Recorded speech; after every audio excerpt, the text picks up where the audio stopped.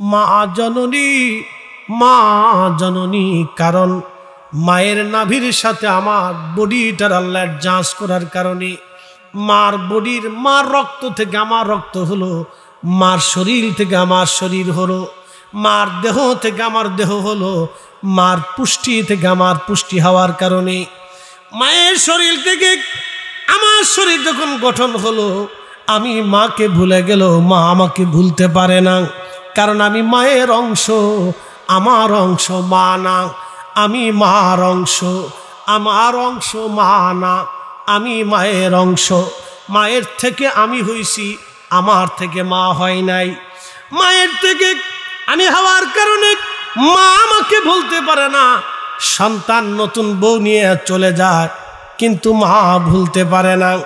5 বছর পরেও যদি সন্তান ফিরে আসে, কান্না করে মা ভুল হয়ে গেছে, সাথে সাথে মা মাফ করে দেয়। মা তার মনের ভিতরে দুঃখ রাখে না, বেদনা রাখে না, কিন্তু সন্তান তারপরেও বাবা মাকে ভুলে যায়, বৃদ্ধাশ্রমে পাঠায়। আরে আমার নবী তার মাকে ভুলতে পারেন নাই। ইমাম সুয়ুতি একখানা কিতাব লিখেছেন, আল-হাবিলিল ফাতওয়া আল মুজাল্লাদুস সানি, একটা অধ্যায় তিনি করেছেন মাসালিকুল হুনাফা বিওয়ালিদাইল মুস্তাফা। আমি কিতাব থেকে একটা ঘটনা শোনাই।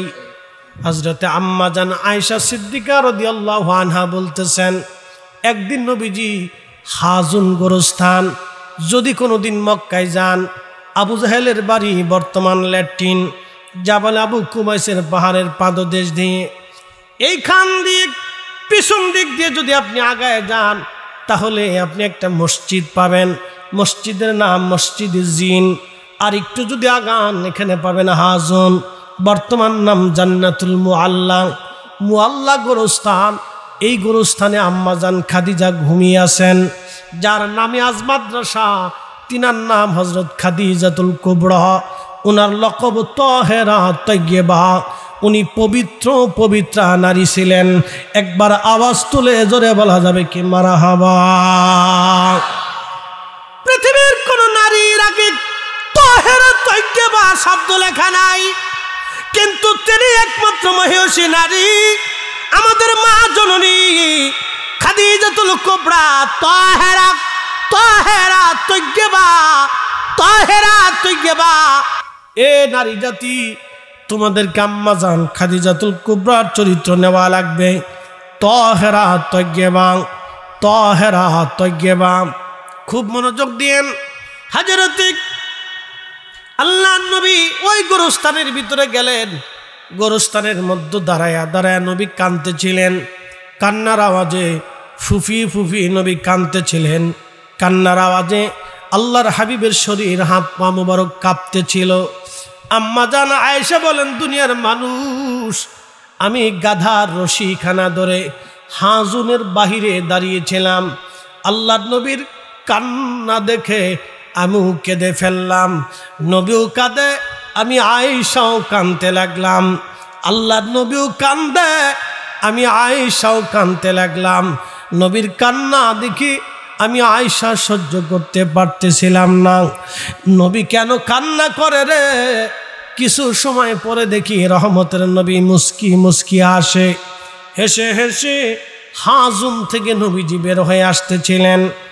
আম্মা জান আয়েশা বলতেছিলেন, ইয়া রাসূলুল্লাহ, আপনি কাঁদতেছিলেন, কান্না দেখে আমি আয়েশা স্থির থাকতে পারি না, আমি কেঁদে দিয়েছি। নবী গো, কি জন্য কান্না শেষ হওয়ার পরে আপনি হাসতে হাসতে আসলেন? আল্লাহর নবী ডাক দেয়া বলেন, আয়েশা রে, আমি হাজুনে যখন দাঁড়াইলাম, মায়ের কথা মনে পড়ল।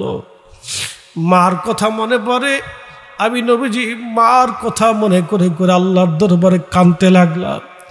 বললাম, রব্বি, আমার মা, আমার মা, আমার মা, আমার মা। যে মায়ের কোলের মধ্যে ছিলাম, পেটের মধ্যে আমি রসুল ছিলাম, আমার মা, মার জন্য আমি কান্না করতেছিলাম। আল্লাহ রাব্বুল আলামিনের দয়া লেগে গেল আমার কান্না বন্ধ করার জন্য। আমার আল্লাহ আমার আব্বা এবং আম্মা দুইজনকে আমার সামনে উপস্থিত করাইলেন। আমি নবী তাদেরকে কালেমা পড়াইলাম, তারপরে আমার আল্লাহ তাদেরকে আমার কাছ থেকে আবার নিয়ে গেলেন। আমি এই খুশিতে হাসতে হাসতে বের হয়ে আসছি যে আমার আব্বা আম্মাকে আমার আল্লাহ আমার সামনে জিন্দা বানাইয়া আমার কালেমা পড়াইয়া আমার উম্মতের দলভুক্ত বানাই দিয়েছে। চিৎকার মেরে জোরে বলবেন কি আল্লাহু আকবার? না না, আরো জোরে বলেন আল্লাহু আকবার। প্রিয় শেরপুরবাসী, খুব মনোযোগ দিয়ে কথাগুলি শুনবেন। আল্লাহ পাক বলেন, আমি মানুষ বানাইলাম মিন সুলালাতিন মিন মাইন মাহিন, মানুষের শরীর থেকে নির্গত নির্যাস পানি থেকে।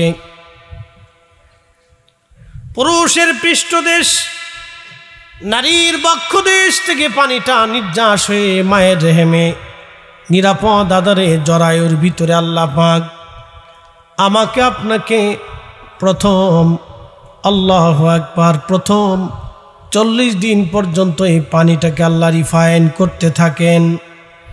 রিফাইন করতে করতে 40 দিন পরে ওই পানিটা মায়ের পেটের ভিতরে আমার আল্লাহ রক্তপিণ্ড বানায়া দেন। আবার 40 দিন ওই পানি রক্তপিণ্ডটাকে আল্লাহ পাক রিফাইন করতে থাকেন। কোরআন বলতেছে, খালাকাল ইনসানা মিন আলাক, আমি মানুষ বানাইলাম রক্তপিণ্ড থেকে।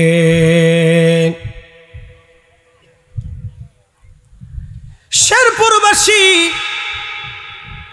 এই রক্তপিণ্ডটাকে আরো 40 দিন আল্লাহ রিফাইন করতে থাকেন মায়ের পেটে। হে মানুষ, কে সে তোমাকে আল্লাহ থেকে জুদা করে দিল? কে তোমাকে সেজদা থেকে জুদা করলো? কে তোমাকে আল্লাহর একাত্মবাদ থেকে জুদা করলো? কে তোমাকে আখিরাতের বিশ্বাস থেকে জুদা করে দিল? প্রিয় শেরপুরবাসী, কথাগুলি শুনে দোয়া করে বাড়ি যাবেন। কেন দোয়া করবেন আমি একটু পরে বলতেছি। রাস্তাঘাটে অনেক ভাইয়েরা বসে আছেন, দাঁড়িয়ে আছেন, হাঁটতেছেন। বন্ধুরে, কত মানুষকে আমরা কাফন দাফন করায়া কবরে বিদায় জানাইছি। আহা, আজকে আসার সময় ঢাকায় জাম বেঁধে গেল। ওই বাইপাইল সাভার এলাকায় বিরাট বড় জাম, শ্রমিকরা আন্দোলন করতেছে। ঘুরে ধামরাই দিয়ে কালামপুর দিয়ে ভিতর দিয়ে ঢুকে তারপরে আসছি, যার কারণে আসাটাও দেরি হয়ে গেল। ঘুরে আসার সময় গ্রামের ভিতরে দেখি বিরাট বড় জানাজা। সবাই টুপি মাথায় দিয়ে পাঞ্জাবি গায়ে দিয়ে জানাজা পড়ে আল্লাহর বান্দাকে বিদায় দেওয়ার জন্য সবাই আজ রেডি হয়ে গেছে। কিন্তু কারোই চিন্তা নাই কবরে এসে কি প্রশ্নের জবাব দিবে। কিছু সময় পরে তার কবরে প্রশ্নের জবাব আসবে, কারো হিসাব নাই। বন্ধু, রাস্তায় বসে থেকে কোনো লাভ হবে না, হেঁটে হেঁটে কোনো লাভ হবে না। প্রিয় ভাই আমার, জান্নাতের বাগানে বসেন, বসলেই আপনার আখিরাতের চিন্তা আসবে, নতুবা আখিরাতের মুক্তি বিরাট বড় কঠিন হয়ে দাঁড়াবে। কথা বলেন ঠিক কিনা? শেরপুরের মুসলমান, কুরআনুল কারীমে আল্লাহ পাক বলতেছেন, মায়ের রেহেমের ভিতরে আল্লাহ 40 দিন পর্যন্ত এই পানিটাকে রিফাইন করেন। তারপরে আরো 40 দিন রক্তপিণ্ডটা রিফাইন করার পরে গোশতের টুকরা হয়। এই গোশতের টুকরাটা আরো 40 দিন রিফাইন করার পরে আল্লাহু আকবার, তার একটা মানব দেহের একটা আকার আকৃতি আসে। এরপরে আমার আল্লাহ রাব্বুল আলামিন 120 দিনের মাথায় রুহু নামক ইঞ্জিনটা রুহের জগৎ থেকে এনে মায়ের পেটের ভিতরে আমার আল্লাহ আমাদের বডির মধ্যে ইঞ্জিনটা আল্লাহ ফিট করে দেয়। একবার জোরে বলা যাবে কি আল্লাহু আকবার? তাহলে বলেন, সেজদা হবে কার জন্য?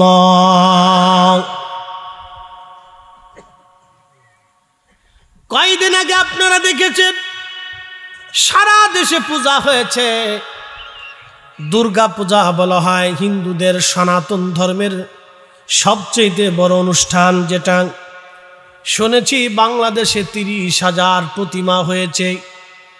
30,000 প্রতিমা তারা বানিয়েছে। হিন্দু আছে সারা বাংলাদেশে ধরেন 2 কোটি, প্রতিমা হলো 30,000। এই প্রতিমাগুলি নিজেরা বানিয়ে বানিয়ে বানিয়ে বানিয়ে তারা বিসর্জন দেয়। এটা তাদের ধর্মের বিষয়, আমি কটাক্ষ করব না।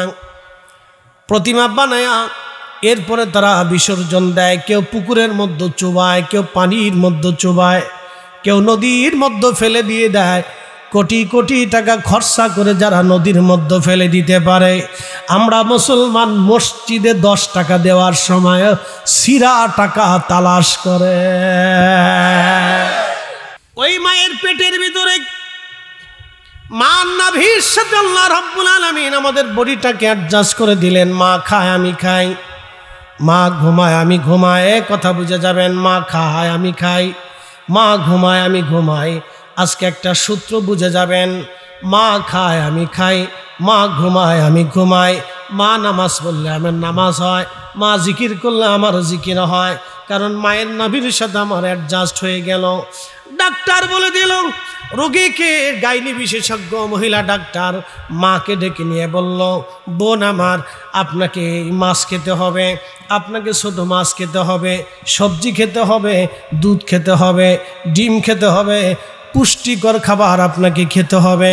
কারণ আপনার শরীরে পুষ্টি হলে আপনার বাচ্চার শরীরে পুষ্টি হবে। ভালো ভালো খাবার খেলে আপনার সন্তানের ব্রেন ভালো হবে, সুস্বাস্থ্য হবে, সুন্দর হবে।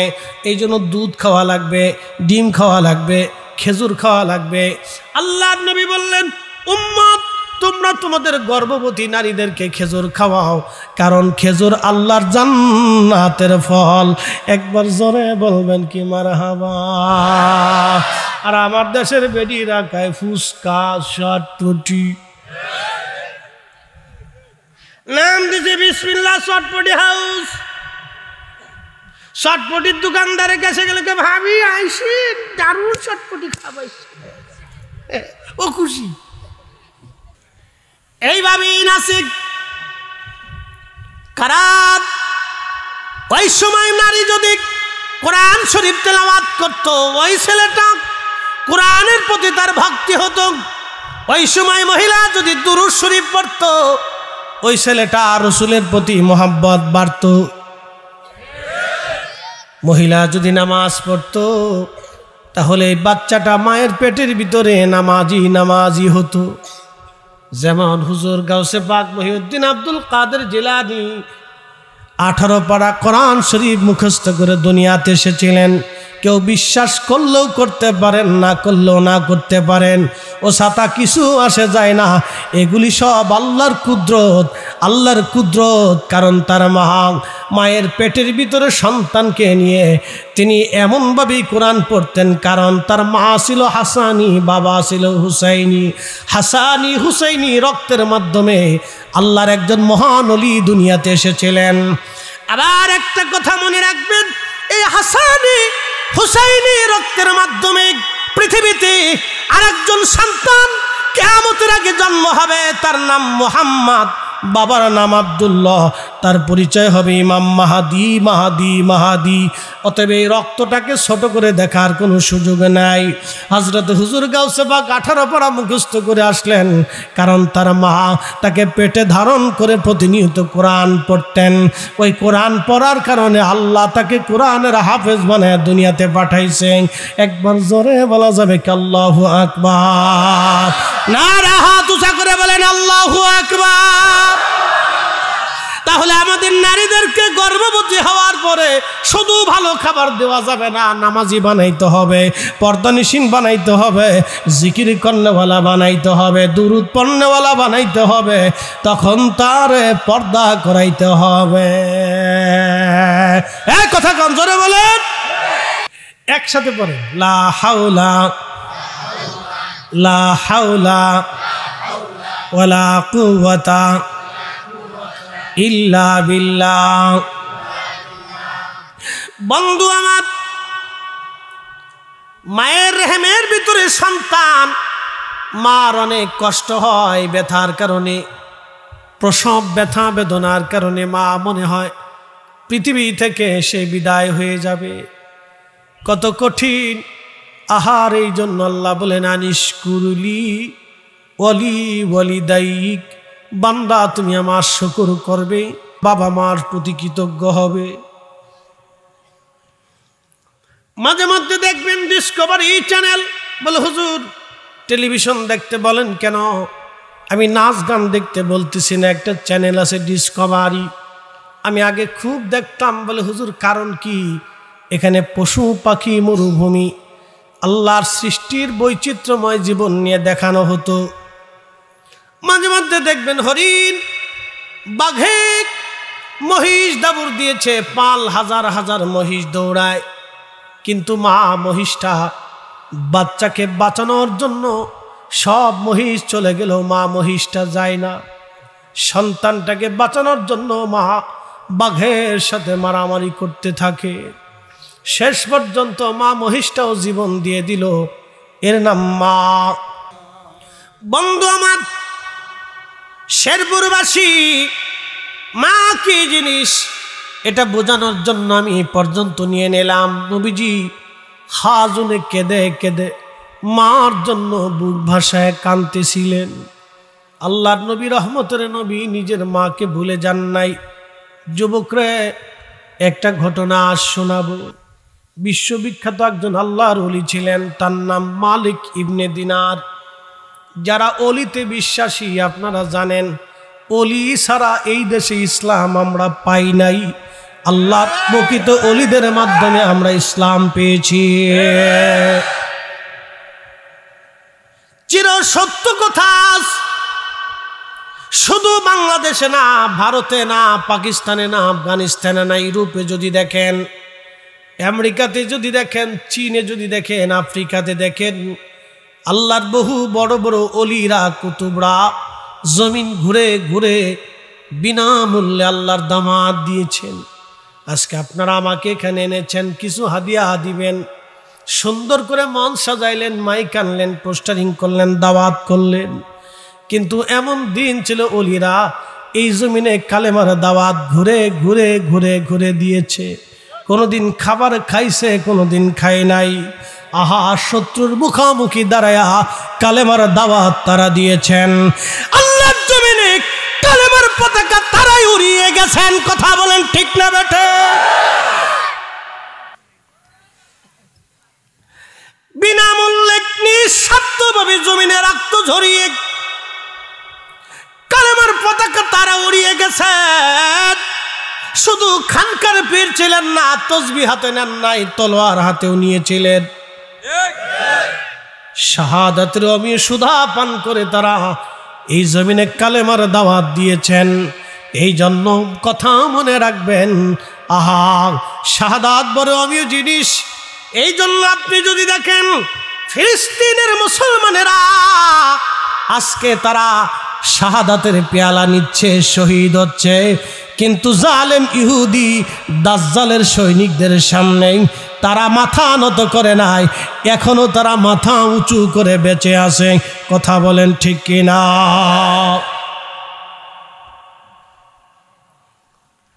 বিশ্ববিখ্যাত আল্লাহর ওলি মালিক ইবনে দিনার আল ইরাকি আল বসরি রাহমাতুল্লাহি আলাইহি তিনি বলেন, আল্লামা ইমাম আবুল ফারাজ ইবনুল জৌজি আজ থেকে 900 বছর আগে একটা কিতাব লিখেছেন, উয়ুনুল হাকাতের মধ্যে তিনি লিখতেছেন, আল্লাহরে মহান ওলি প্রত্যেক বছর হজে আসতেন।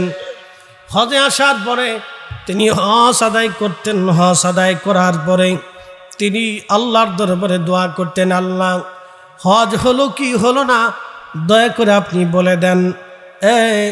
শ্রীপুরের মুসলমান, শেরবর্দির মুসলমান, শ্রীবর্দির মুসলমান, শেরপুরবাসী কথা শুনে যাবেন। আরাফাতের ময়দানে হাজি যখন উপস্থিত হয় আর চোখের পানি ছেড়ে দেয়, সাথে সাথে আমার আল্লাহ হাজির গুনাহ মাফ করে দেয়। আরাফাতের মাঠে হাজির গুনাহগুলি আল্লাহ মাফ করে দেয়। যদি কোনোদিন হজে যান তো দেখবেন আরাফাতের মাঠে হাজি কিভাবে কান্না করে। আহা, আরাফাতের মাঠে হাজি কানতে কানতে পেরেশান হয়ে যাল। জীবনে অনেক ভুল করছি। আহা, এবছর আমি হজে ছিলাম, প্রচণ্ড গরমে কোন রিপোর্টে আসছে 17,000 হাজি বছর মারা গেছে শুধু গরমে, হিট স্ট্রোকে, প্রচণ্ড গরম। হেরেমে আমি এর আগেও গিয়েছিলাম, কিন্তু সূরা ইখলাস দিয়ে তারা জুমার নামাজ শেষ করেছে।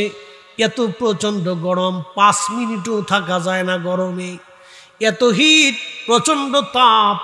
আমি সেই দিন চিন্তা করলাম, হায়রে, এই প্রচণ্ড তাপে সাহাবীরা কালেমার দাওয়াত কেমনে পৌঁছায় দিল এই জমিনে। আমার নবীকে না খাওয়াইয়া, আমার রসুলকে খাবার না দিয়ে পানি বন্ধ করে দিয়ে 2টা বছর পর্যন্ত শিয়াবে আবি তালিবে বন্দি করে রাখা হয়েছিল।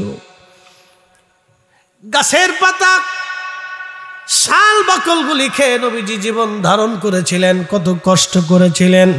আম্মাজান আয়েশা সিদ্দিকা রাদিয়াল্লাহু আনহা, আম্মাজান খাদিজাতুল কুবরা, ফাতিমাতুজ জাহরার মতো মহিয়সী নারীরা নবীজির সঙ্গে থেকে ক্ষুধা আর অভাব বরণ করে নিয়েও তারা পালায়া যায় নাই।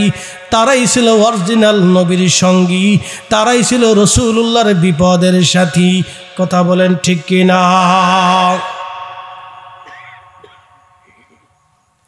শেরপুরবাসী মালিক ইবনে দিনার আল ইরাকি বলতেছেন, আমি হজ শেষ করার পরে যখন হজের কর্মকাণ্ড সব শেষ হয়ে গেল, জামারাতে পাথর মারা শেষ, একেবারে বিদায়ী তাওয়াফ আমি করে ফেললাম। বিদায়ী তাওয়াফ, হজের আনুষ্ঠানিকতার সব শেষ, বিদায়ী তাওয়াফ। রব্বে কারিমের দরবারে বললাম, ইয়া রাব্বি, হজ তো শেষ করে ফেললাম, কার হজ হলো কার হজ হলো না এটা তো আর বলতে পারি না। আল্লাহ, আপনি দয়া করে বলে দেন কার হজ হয়েছে কার হজ হয় নাই। হযরতে মালিক ইবনে দিনার আল ইরাকির কাছে আমার আল্লাহ পাক সংবাদ পাঠাইলেন। রাত্রি তিনি ঘুমানো স্বপ্নে আল্লাহ বলে দিলেন, মালিক রে, সবার হজ কবুল করেছি, সবার গুনাহ মাফ করেছি, কিন্তু একজনের গুনাহ আমি আল্লাহ মাফ করি নাই, একজনের হজ আমি আল্লাহ কবুল করি নাই। কয়জন? জোরে বলেন, কয়জন? এখানে সবাইরে যদি 50,000 টাকা করে দেওয়া হয় আর একজনকে যদি না দেওয়া হয়, তাহলে সে কেমন কষ্ট পাবে? বিরাট কষ্ট পাবে। ঠিক সবার গুনাহ মাফ, কিন্তু একজনের মাফ নাই। মালিক ইবনে দিনার রাত্রিবেলা আবার ঘুমের মধ্যে চিন্তা, আল্লাহ, ওই লোকটা যদি আমি হই তাহলে আমার জীবন বরবাদ হয়ে যাবে। রব্বুল আলামিন, কে সেই লোক যার গুনাহ মাফ হয় নাই? হজে আসার পরে যার গুনাহ মাফ হলো না, এই হতভাগা লোকটা কে গো আল্লাহ, দয়া করে বলবানি। পরের রাত্রে আল্লাহ বলেন, মালিক রে, তোমার গুনাহ মাফ করছি, কিন্তু একজন রে মাফ করি নাই, তার নাম মুহাম্মদ ইবনে হারুন সমরকন্দি।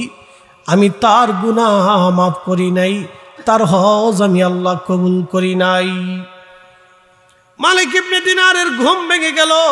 হেরেমে যায় তিনি তাহাজ্জুদ নামাজ পড়িয়া, ফজরের নামাজ পড়িয়া হেরেম থেকে বের হইয়া আহলুল মক্কা যারা ছিলেন, মক্কার বাসিন্দাদেরকে বললেন, মক্কার বাসিন্দারা রে, বলবা কি মুহাম্মদ ইবনে হারুন সমরকন্দি নামক কাউরে কি তোমরা চিনুনি?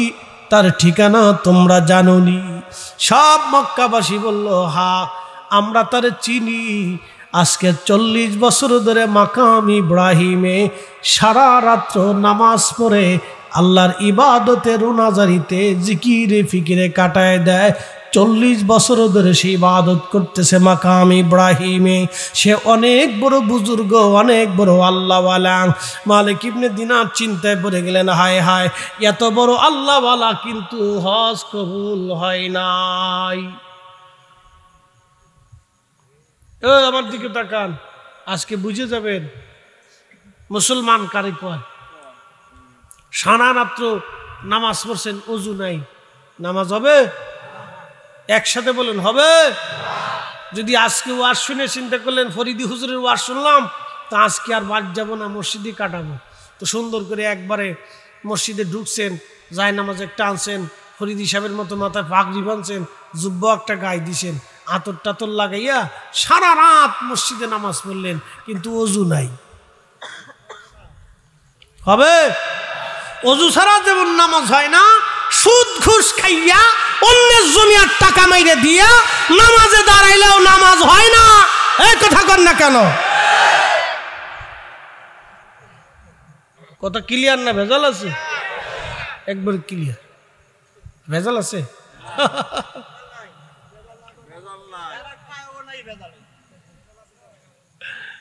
যারা খায় তাদের জন্য দুনিয়া তো ভেজাল, কবরও ভেজাল, হাসরে ভেজাল, ফুলসিরাতে ভেজাল।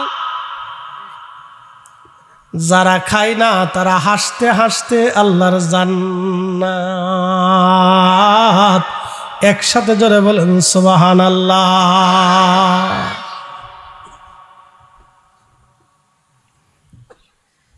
40 বছর ধরে মাকাম ইব্রাহিমে নামাজ পড়ে, হাজ কবুল হলো না, ক্ষমা হলো না। কিরে উড়ুসকে যা,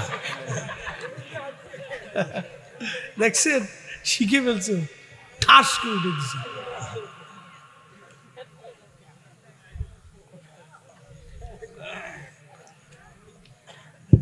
না, সামনের কাতারে বসে রয়েছে, বিরাট মুসল্লি। আগামী দিন ওরা থাকবে, আমরা কবরে চলে যাব।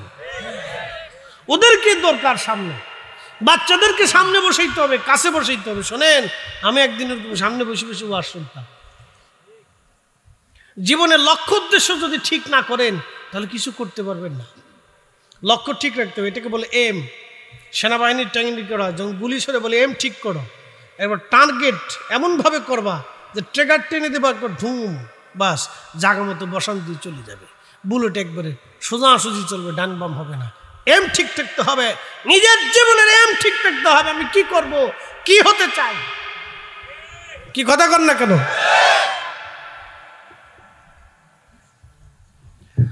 মালিক ইবনে দিনার,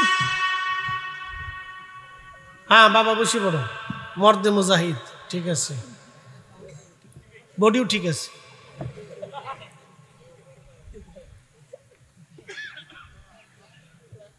নাম কি রে বাবা তোর? হ্যাঁ, নূর মোহাম্মদ।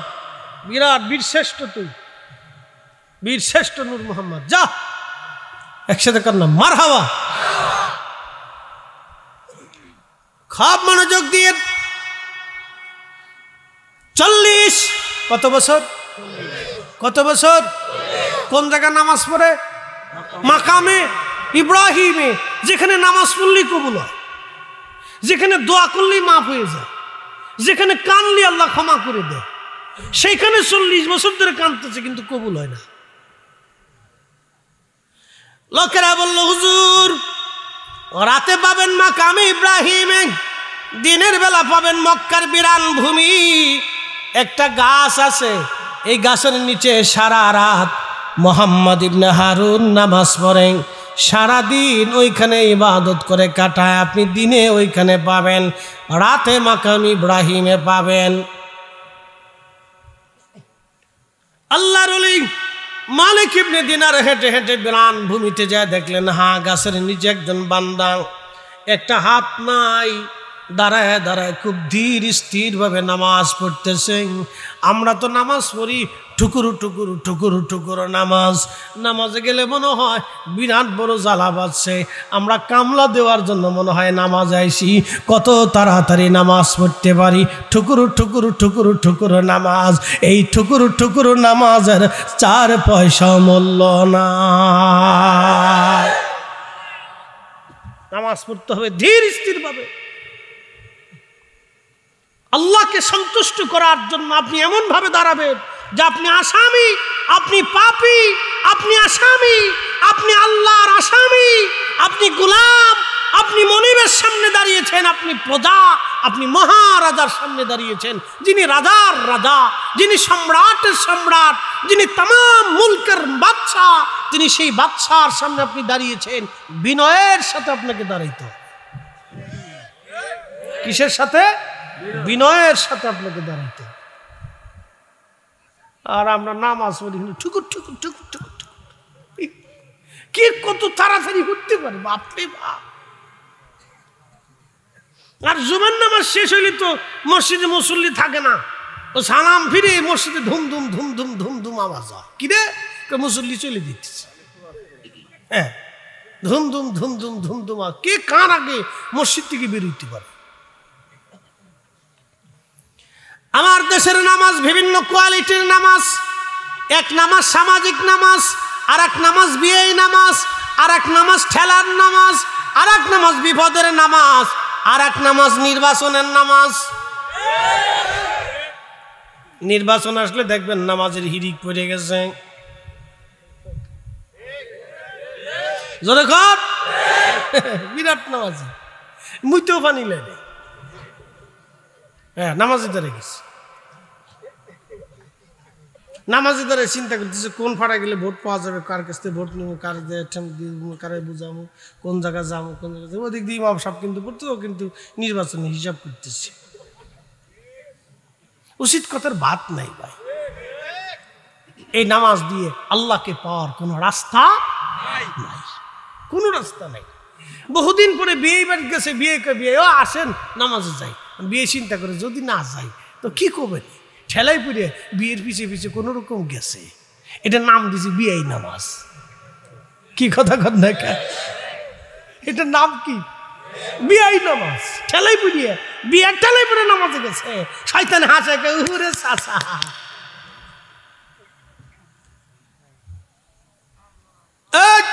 পিছন দৌড়ে কে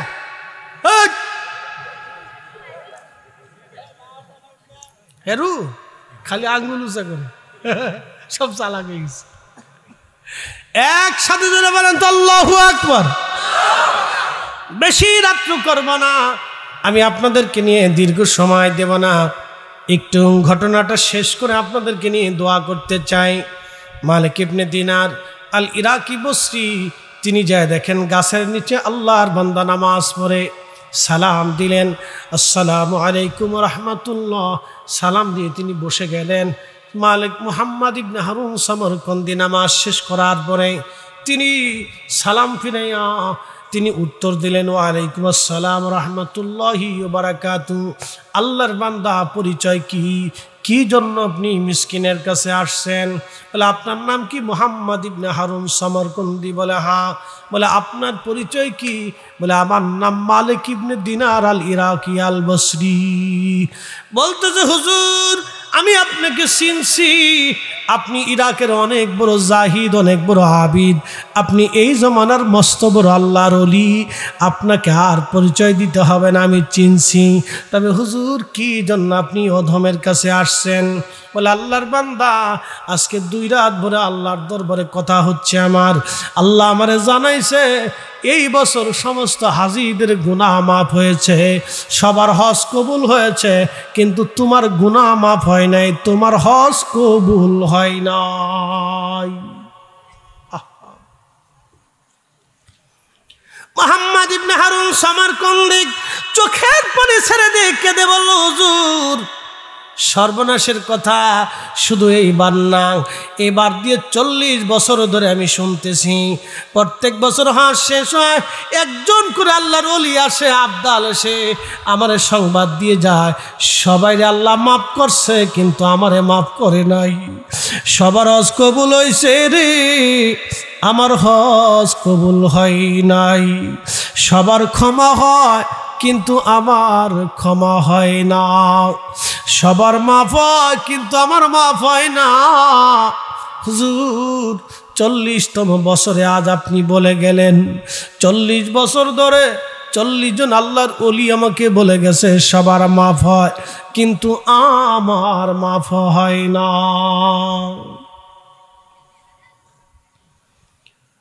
মালিক ইবনে দিনার বললেন, আল্লাহর বান্দা তাহলে বলো কি ভুল তুমি করছো, অন্যায় করছো বলবানি? বলে হ্যাঁ হুজুর একটা ভুল আমি করছিলাম, অনেক মস্ত বড় ভুল। বলে আল্লাহর বান্দা কি ভুল করছো বলো? বলে হুজুর আমি সমরকন্দের অনেক বড় ব্যবসায়িক ছিলাম, বলে দিয়ে যায় আমাদের বাংলাদেশ, তারপরে অনেক মস্ত বড় একটা দেশ আছে ভারত, ভারতের পরে আরও একটা মস্ত বড় দেশ আছে পাকিস্তান, পাকিস্তানের পরে আরও মস্ত বড় একটা দেশ আছে আফগানিস্তান, তারপরে একটা দেশের নাম উজবেকিস্তান।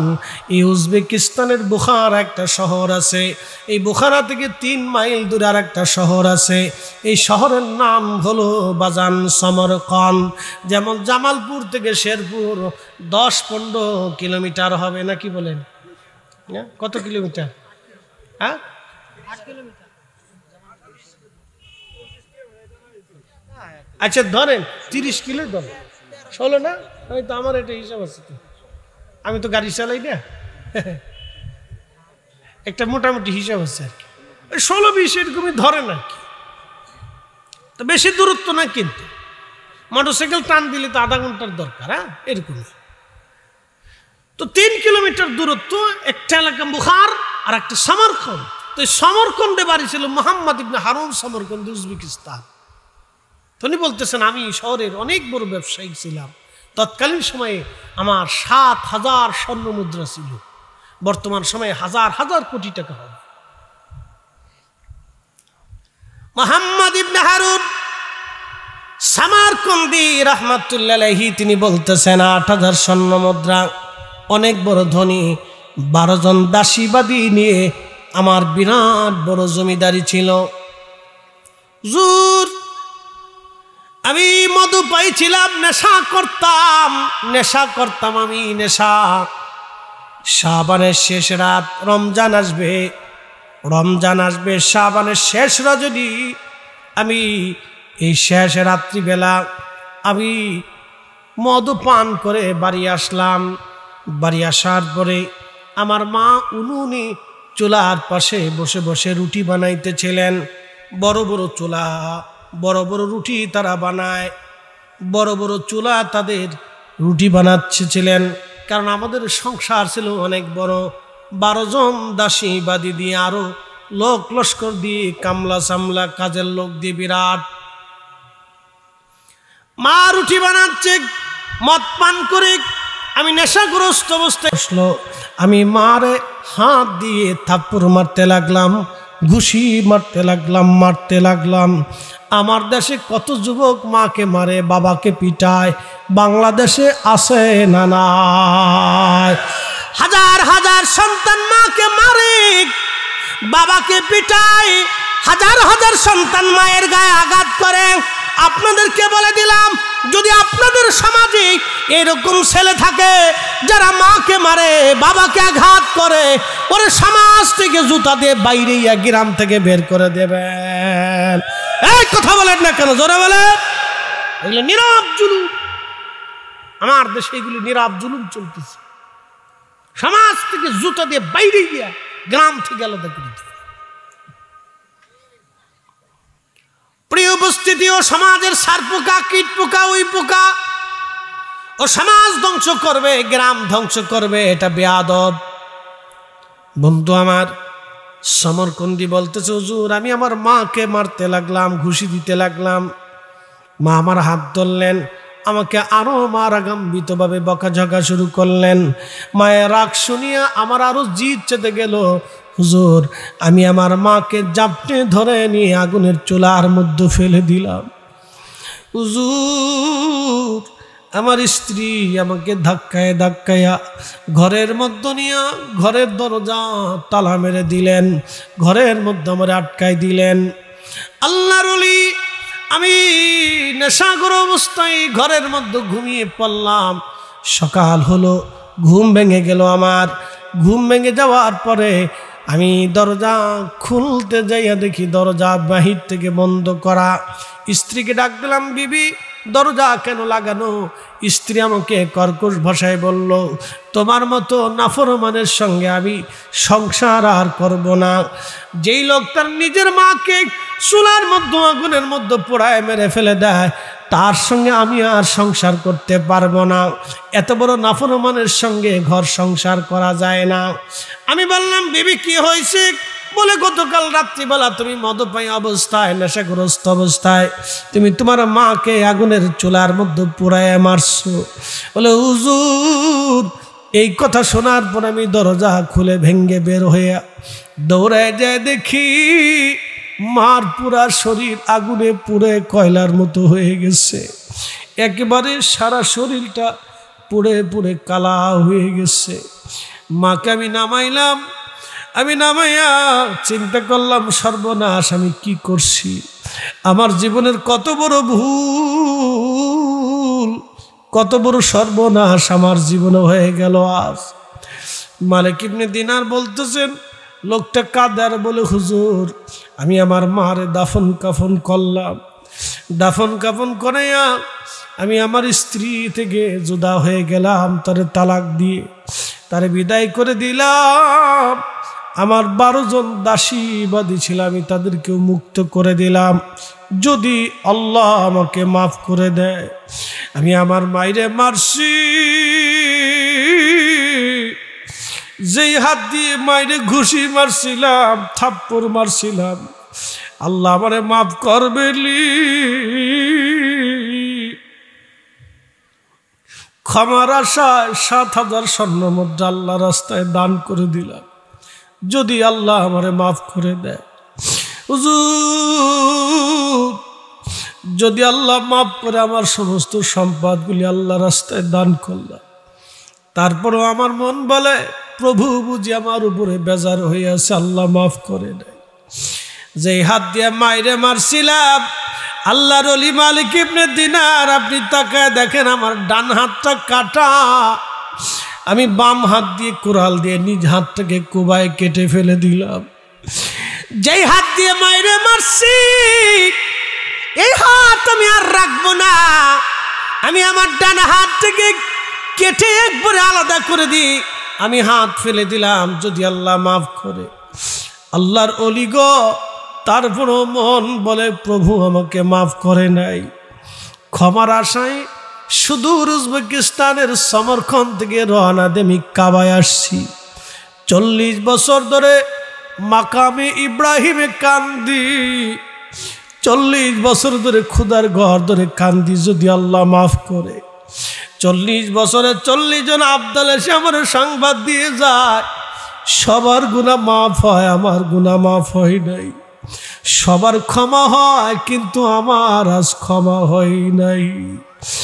ওগো মা তুমি এ ধরনের শ্রেষ্ঠ নিয়ামত, তোমারই পদতলে রয়েছে জান্নাত, তোমারই পদতলে রয়েছে জান্নাত। হাই হাই করছি কি, 40 বছর ধরে মাকামে ইব্রাহিম আমি কান্দি, যেখানে কাঁদলে আল্লাহ মাফ করে দেয়, দোয়া কবুল করে নেয়। আমি হাজরে আসওয়াদ চুমা দিয়েছি কতবার, কাবা ঘর ধরে আমি কান্দি, তাহাজ্জুদ নামাজের সময় কান্দি। 40 বছর ধরে আল্লাহর কাছে মাফ চাই, আল্লাহ মাফ করে না। 40 বছরে 40 বার হজ করেছি, সবার হজ কবুল হয়, কিন্তু আমার হজ কবুল হয় না। আল্লাহর ওলি গো, আমি দিনের ভাগে এই বিরান ভূমি গাছের নিচে এসে নামাজ ইবাদতে কাটাই, যদি আল্লাহ মাফ করে দেয়। 40 বছর ধরে এইভাবে ইবাদত করি, 40 দিন পর পর পেট ভরে খাবার খাই। 40 দিনে আমি কোনো রকম একবেলা করে আমি প্রত্যেক দিন অর্ধ চামচ খাবার খেয়ে বেঁচে থাকি। দুনিয়ার সব কিছু ছেড়ে দিয়েছি, শুধু ক্ষমার আশায়, ক্ষমার আশায় আমি এখানে বসে বসে কান্দি। আমার উপায় কি? 40 বছর ধরে আমার ক্ষমা হয় না আল্লাহর ওলি। 40 বছর ধরে 40 জন আবদাল এসে আমার সংবাদ দিল, সবার মাফ হয়, আমার মাফ হয় না। 40তম বছরে আপনি এসে আমাকে বলে দিয়ে গেলেন সবার ক্ষমা হয়, আমার ক্ষমা নাই। করব কি আমি? উপায় কি? উপায় কি আমার? উপায় কি? তখন মালিক ইবনে দিনার বললেন, আল্লাহর বান্দা বলো কি করে তোমার ক্ষমা হবে বলো? এত বড় অপরাধ করার পরে কি করে ক্ষমা হয় বলো? তখনই আল্লাহর বান্দা মুহাম্মদ ইবনে হারুন সমরকন্দি দুই হাত আল্লাহর দরবারে বাড়াইয়া অনুনয় বিনয় করে কান্না শুরু করলো। একসাথে জোরে বলবেন কি আল্লাহু আকবার? না না, জোরে বলেন আল্লাহু আকবার। বাজান রে, খাবারের পরে আপনারা দোয়া করবেন, কবরের পাশে দাঁড়ায় দাঁড়ায় হাত বাড়ায় দোয়া করবেন, নামাজের পরে দোয়া করবেন, বাড়িতে তলবে ইলম ডেকে নিয়ে কোরআন খতম দিয়ে দোয়া করবেন, বাড়িতে উলামায়ে কেরাম এলাকার মুরব্বী মানুষদেরকে নিয়ে মিলাদ শরীফ পড়ে এরপরে জিকির ফিকির করে দোয়া করবেন। কারণ এই দোয়াগুলি মা বাবার কবরে যায়, এই দোয়াগুলি আল্লাহর দরবারে কবুল হয়ে যায়। আল্লাহ বললেন, এ আমার বান্দা, মান লাম ইয়াসালিল্লাহ ওয়ারগাব ইলাইহি। নবীজি বলতেছে, আল্লাহ বলেছেন যে আল্লাহর কাছে চাই না, আল্লাহ তার উপরে বেজার। আপনি আমার কাছে বারবার চাবেন, আমি বেজার হয়ে যাব। বাবা মার কাছে বারবার চাবেন, বাবা মা বেজার হয়ে যাবে। কিন্তু আল্লাহর কাছে আপনি না চাইলে আল্লাহ বেজার হয়ে যাবে।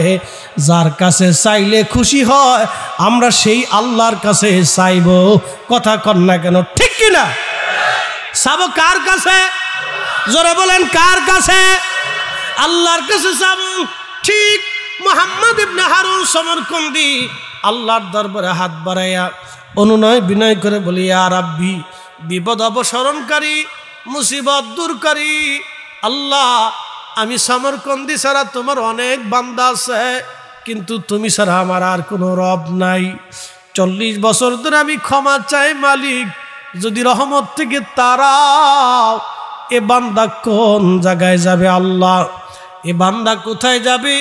বান্দার আর কোথাও হাত নাই, বান্দা কোথাও হাত বাড়াইতে পারবে না। আল্লাহ আপনি আমারে মাফ করে দেন। এইভাবে অনুনয় বিনয় করে মুহাম্মদ ইবনে হারুন সমরকন্দি কান্নাকাটি শুরু করলেন। ইমাম আবুল ফারাজ ইবনুল জৌজি লেখেন, মালিক ইবনে দিনার মুসাফিরখানায় চলে গেলেন। রাত্রিবেলা যখন ঘুমায়, স্বপ্নের করে দেখতেছে রাহমাতুল লিল আলামিন আমার নবীজি স্বপ্নে মালিক দিনারের সাথে সাক্ষাৎ করতে এসেছেন, তশরিফ এনেছে। একবার জোরে বলা যাবে কি আল্লাহু আকবার?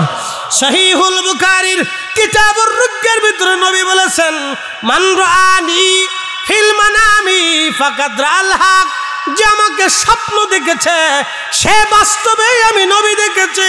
আমি নবী নিজে আসছি, ছবি আসি নাই। আমি নবী নিজে আসি, ছবি আসি নাই। আমি নবী নিজে আসি, ছবি আসি নাই। আমি নবী নিজে আসি, ছবি আসি না। আমি নিজে নবী, তার সঙ্গে স্বপ্নে সাক্ষাৎ করি, কথা বলি। একসাথে বলা যাবে আল্লাহু আকবার। তাহলে নবী আসে না নাই? আমার আপনার চোখ নাই, সেটা চোখের দোষ, কিন্তু আমার রসুলের দোষ না। কি কথা বলেন, ঠিক কিনা? সূর্য আকাশে উদিত হয়, অন্ধ যদি সূর্য না দেখে তাহলে সূর্যের দোষ না। আমাদের হাফেজ সাহেব যিনি আছেন, মাদ্রাসা পরিচালনা করেন, আমার ভাইটা অন্ধ, তার দিনও যেমন রাতও তার কাছে তেমন। যদি বলেন হাফেজ সাহেব সূর্য কেমন, বলবে যখন দেখলামই না, তাহলে কি হবে আর? বলে রাত কেমন, বলে সেটাও তো দেখলাম না। আমার দিনও যা, রাতও তা, আমার সবই সমান, কারণ আমি অন্ধ, আমি দেখি না। ঠিক আল্লাহর নবীর জায়গা নবী আছে, আমাদের চোখের জায়গা চোখ নাই। আল্লাহর নবী স্বপ্নে এসে বলেন, হে মালিক ইবনে দিনার, খোদার রহমত থেকে বান্দাকে নিরাশ করতে কে তোমাকে অনুমতি দিয়েছে বলো? তুমি কেন বলছো তারে আল্লাহ মাফ করবে না? মালিক, তুমি আমার সমরকন্দির কাছে যাও, সকালবেলা যায় তারে সুসংবাদ দিবা, আল্লাহ সমরকন্দির জীবনের গুনাহ আল্লাহ মাফ করে দিয়েছে। না না, একসাথে বলেন আল্লাহু আকবার। তবে তাকে মাফের সুসংবাদ তুমি তারে দিবা, কিন্তু আরো একটা দুঃখের সংবাদ তারে দিবা, আল্লাহ তারে মাফ করছে বটে, কিয়ামতের ময়দানে আদালত বসবে। কি বসবে? জোরে বলেন, আরো জোরে। সুদের টাকা যারা খায় আদালত হবে কি হবে না? ঘুষ যারা খায় আদালত পড়বে কি পড়বে না? অন্যের সম্পদ যারা মেরে খেলো, দুর্নীতি যারা করলো, বলেন আদালতে, আল্লাহর আদালতে ধরা পড়বে কি পড়বে না? সারণ নাই, বাচন নাই, উপায় নাই, উপায় নাই। আল্লাহু আকবার, আল্লাহর আদালতে ধরা পড়বে। আল্লাহর নবী বললেন, মালিক রে, তুমি মুহাম্মদ ইবনে হারুনকে বলবা কিয়ামতের ময়দানে আল্লাহ একটা পশুর পর্যন্ত বিচার করবে। কেমন বিচার হবে জানেননি? একটা শিংওয়ালা, শিং ছাড়া প্রাণীরও বিচার হবে। একসাথে বলবেন আল্লাহু আকবার। বলবেন হুজুর সেটা আবার কি? আজকে বলে দিয়ে যায়, আপনারা সবাই বিচারের কাঠগড়ায় দাঁড়াবেন, কিন্তু সেই দিন গরু ছাগলের বিচার হবে। আল্লামা ইমাম সুয়ুতি মাসালিকুল হুনাফার মধ্যে লেখেন, কিয়ামতের ময়দানে বিচার হবে। উত্তর পাড়ার গরু দক্ষিণ পাড়ার গরুর বিরুদ্ধে মামলা করবে, ইয়া রাব্বি, দুনিয়ার আদালত আমাদের জন্য বসে নাই, মাতব্বর সর্দার ছিল না, দক্ষিণ পাড়ার গরু আমাকে মারছিল, আল্লাহ আজকে বিচার করে দেন। আল্লাহ বলবেন, তোমারা যেইভাবে মারছিল তুমি আজকে সেইভাবে তারা মেরে বিচার প্রতিশোধ নিয়ে নাও। আল্লাহ সেই দিন গরু গরুরে গুতাইবে, মোরগ মুরগারে ঠুকরাবে, কুত্তায় কুত্তারে কামড়াবে, বাঘে বাঘেরে কামড়াবে, শিয়াল বাঘেরে মারবে, হরিণ বাঘেরে পিটাবে। আল্লাহ সেই দিন বিচার করবে।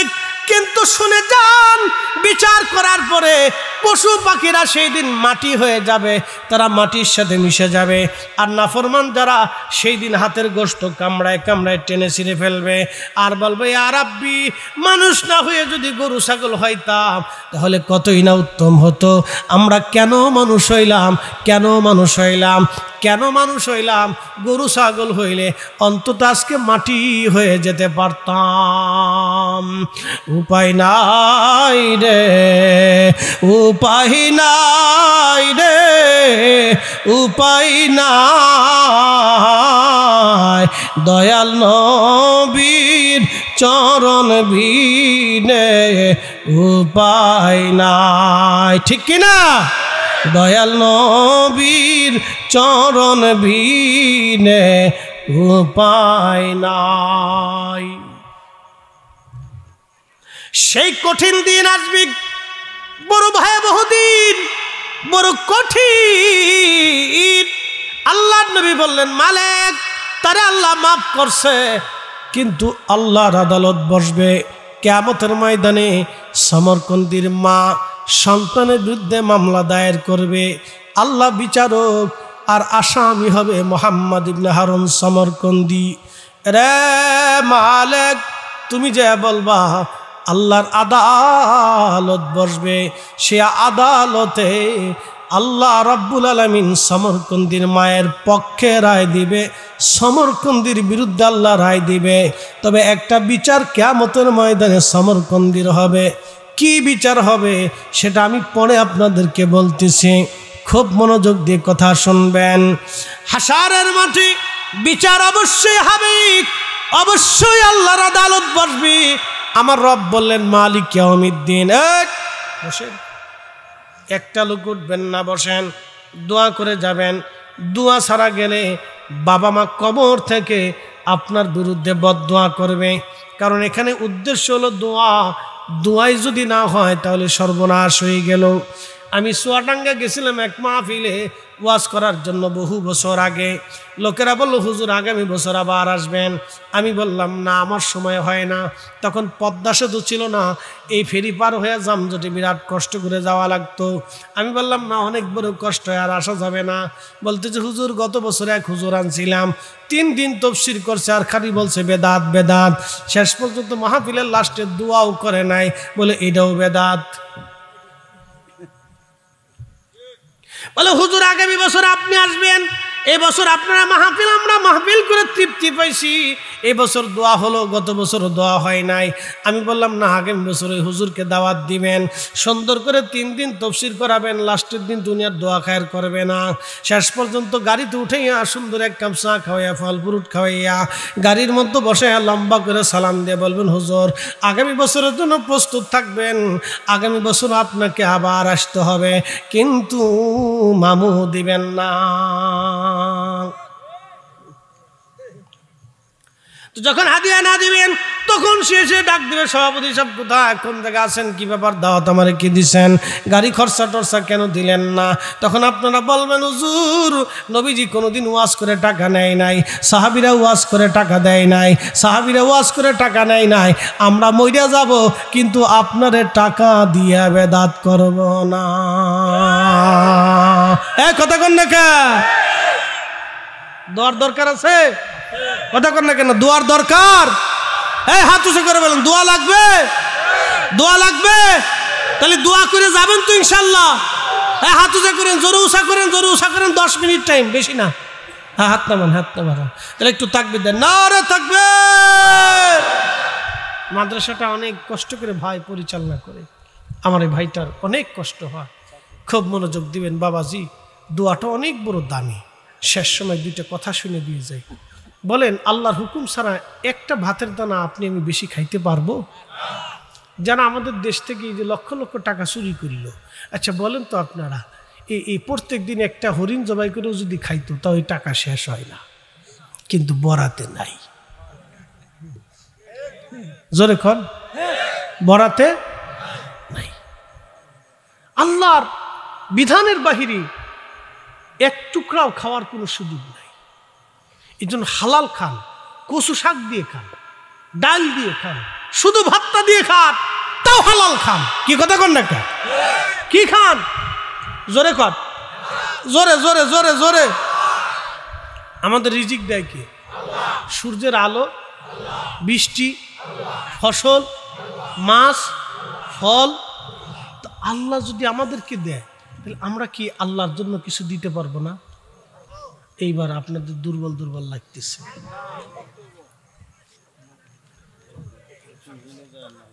যায়েন না, ভয় নাই, পকেট থেকে একটা টাকাও নিচ্ছি না, বোঝানোর জন্য বলতেছি। বাবাজি, সামর্থ্যবান হলে হজ করতে হয়, সামর্থ্যবান হলে বছরে যাকাত দিতে হয়। এটা আল্লাহর 2টা ফরজ, টাকার সাথে সম্পৃক্ত, অর্থের সাথে সম্পৃক্ত। সামর্থ্য হলে হজে যাবেন, না হয় যাকাত দিবেন। কিন্তু 5 ওয়াক্ত আজান হলে নামাজ পড়বেন, বছরে একবার রোজা রাখবেন। কিন্তু দানটা আপনি যখনই ইচ্ছা তখনই করতে পারেন। সাদকা যদি না দেন, যদি দেন তাহলে কি হবে? আল্লাহ বলছেন, যদি দেও তোমার বালা থেকে বাঁচাবো, অ্যাক্সিডেন্ট থেকে বাঁচাবো, দুর্ঘটনা থেকে বাঁচাবো, 70 গুণ তোমার রিজিককে বাড়াবো। আচ্ছা বলেন, আল্লাহর একটা কথা কি মিথ্যা হবে? রসুলের কোনো কথা কি জীবনে একটা মিথ্যা ছিল? ওয়াসাদাকা রাসূলুহুন নাবিয়্যুল হাবিবুল কারীম। আমার রসুলের জীবনের একটা বাক্য মিথ্যা না। নবী যাহা বলেছেন তাহা হবে। আল্লাহ রসুল বলেছিলেন 30 জন মিথ্যাবাদী নবীর দাবি করবে, ঠিক তাই বলেছেন। আল্লাহ রসুল বলেছেন কিয়ামতের আগে নারীর সংখ্যা বেড়ে যাবে। বাংলাদেশে এক এক পুরুষের ভাগ্যে 4টি করে আছে। হাইজেন না, হাইজেন না। বাড়ি যায় কইলে আপনারা ভাত রান্না বান্না হবেন না। আমি জানি এ কথা বাড়ি যায় কইেন না, এই পর্যন্তই থাক। এক একজনের ভাগ্যে 4টে কইরা বিপদ বিপদ। পুরুষের সংখ্যা কমে যাবে, নারীর সংখ্যা বাড়বে। নারীরা নেতৃত্ব দিবে, মাতব্বরি করবে, সংসারের মাতব্বর হবে নারী। পুরুষ পিছে পিছে ভ্যানিটি ব্যাগ নিয়ে ঘুরবে। এই জোরে কর, এখন কি চলতেছে না? পুরুষ ভ্যানিটি ব্যাগ লইয়া পিছে পিছে ঘুরতেছে, আর মার্কেট করতেছে নারী। দোকানদার খালি যদি দেখে, আমি দারুণ কাপড় আনছি, 12টির কাপড়, 12টির একটা ধরে দিয়ে কয়, ভাবিও খুব সুন্দর লাগতেছে আপনারে। বউ হলো আরেকজনের, সুন্দর দেখে আর এক বেড়া। কথা কর না কেন? শেষ পর্যন্ত চলে গেছে।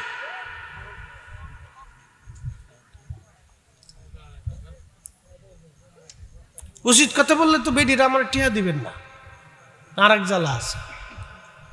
এই উঠেন কেন? দাদু, না দাদু হাসি দিছে রে, উঠার কায়দা নাই। অনেকে গোপনে গোপনে চলে গেছে, আমি খালি দেখতেছি এরকম, খালি বছর বছর দিয়ে যা। আগে যতই যাও এখান থেকে পালাইতে পারবা, কিন্তু মরণ থেকে পালানোর কোনো রাস্তা। একদিন মাটির ভিতরে হবে ঘরে মন আমার, কেন বান্ধ দালান ঘর। কবর থেকে পালানোর রাস্তা না, এখান থেকে পালিয়ে যাবেন, কবর থেকে পালানোর সুযোগ নাই। বন্ধু পালায়েন না, 10টা মিনিট বসে যান, কথা শুনে যান। আল্লাহর কোরআন বলতেছে ওয়া আনফিকু মিম্মা রাযাকনাকুম মিন ক্বাবলি আইয়াতিয়া আহাদাকুমুল মাউত। ও বান্দা, মরণ আসার আগেই তুমি আল্লাহর পথে তোমার সদকা, তোমার রিজিক থেকে দান করো। আমি আল্লাহ তোমাকে রিজিক দিয়েছি, স্ত্রী দিছি, সন্তান দিছি, জমি দিছি, খাবার দিয়েছি, ফসল দিলাম, তোমাকে যাহা দিলাম এর ভিতর থেকে তুমি সব আল্লাহ চাই নাই কিছু অংশ তুমি আল্লাহর পথে তুমি ব্যয় করো, খরচা করো। যদি না করো কিয়ামতের ময়দানে সেই দিন আফসোস করবে আর বলবে ফায়াকুলা রব্বি লাউলা আখারতানি ইলা আজালিন করিব।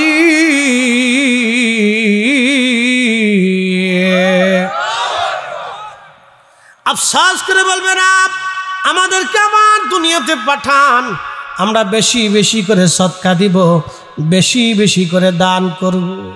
আল্লাহ আমাদেরকে দুনিয়াতে পাঠান, ফাআসসাদদাকা ওয়া আকুম মিনাস সালিহিন, বেশি বেশি করে সদকা করব আর সালিহিনদের অন্তর্ভুক্ত হয়ে যাব। আল্লাহ ডাক দিবেন ওয়ালা ইউআখিরাল্লাহু নাফসান ইযা জাআ আজালুহা। এ বান্দা, ওয়ান টাইম চান্স, একবার যদি কবরে চলে আসো ফিরে যাওয়ার আর সুযোগ নাই। হায়াত শেষ হলে দুনিয়াতে থাকার আর রাস্তা নাই, ঠিক না? বাদশাহ ক্যা ফকির হো সবকো একই ঠিকানা। যমুনার চেয়ারম্যান মরে গেল, ওই যে আপনার বসুন্ধরার চেয়ারম্যান মারা গেল, বেক্সিমকো, এরপরে আপনার স্কয়ার, এরপরে বড় বড় কোম্পানির বড় বড় ধনী ধনীরা মারা যায়। আচ্ছা বলেন তো, কয়েকদিন আগেও কত বড় বড় ধনীরা মরে গেল। আপনারা বলেন তাদের জন্য যে মাটি, মিসকিনের জন্য একই মাটি। যার হাজার হাজার কোটি টাকা আছে তার জন্য যে মাটি, যার 100 টাক জমিনও নাই তার জন্য একই রকম মাটি। 3.5 হাতের 1 ইঞ্চি বেশিও হবে না, কমও হবে না। কি কথা কন না কেন? তাহলে এই দুনিয়ার জন্য আমরা কেন পারাপারি করব? আল্লাহ এই জন্য বলেন বান্দা তোমার রিজিক থেকে তুমি দান করো, তোমার মউত আসার আগে তুমি দান করো, মৃত্যু আসার আগে তুমি আল্লাহর পথে খরচা করো, তোমার মউত আসার আগে তুমি দিয়ে দাও। যদি তুমি দান করো 70 গুণ আমি আল্লাহ তোমার রিজিক বাড়ায় দিব। দানের বিনিময়ে 70 গুণ বাড়াবো, বালা থেকে তোমারে বাঁচাবো, মুসিবত থেকে তোমারে বাঁচাই দিব, কঠিন বিপদ থেকে তোমারে বাঁচাই দিব। একবার জোরে জোরে বলা যাবে কি মারহাবা? আল্লাহুম্মা সাল্লি আলা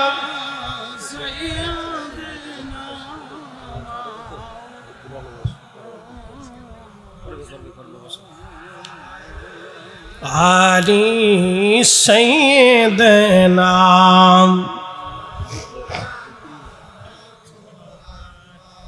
বন্ধুগণ আমার, ওয়াজ আমি রাখছিলাম এক জায়গা, সমরকন্দির বিচার, কিয়ামতের ময়দানে আদালত বসবে।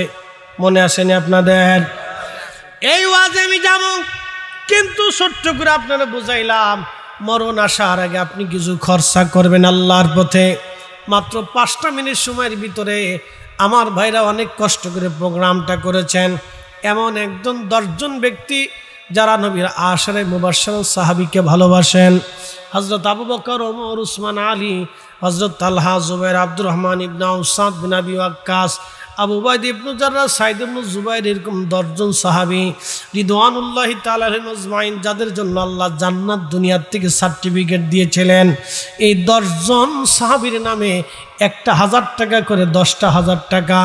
কোন কোন আল্লাহর বান্দা আছেন মাত্র 5 মিনিটে দিবেন যে হুজুর নগদ যদি থাকে তাহলে নগদ দিয়ে যাবেন। 1000 টাকা করে 10 জন সাহাবীর নামে, যারা দুনিয়ার থেকে জান্নাতের সার্টিফিকেট নিয়ে গেল, যাদের নামে কোটি কোটি আল্লাহর জাহান্নামী বান্দাকে আল্লাহ মাফ করে দিবে, কারণ তারা দুনিয়ার থেকে জান্নাতের সার্টিফিকেট নিয়ে গিয়েছিলেন। এটা সার্টিফিকেটই কথা না, তাদের নামে মোহাব্বতে 1000 টাকা দিবেন। আলমারউ মা মান আহাব্বা, নবী বললেন তুমি যারে ভালোবাসো কিয়ামতের ময়দানে তার সঙ্গে তোমার হাসর নাসর হয়ে যাবে।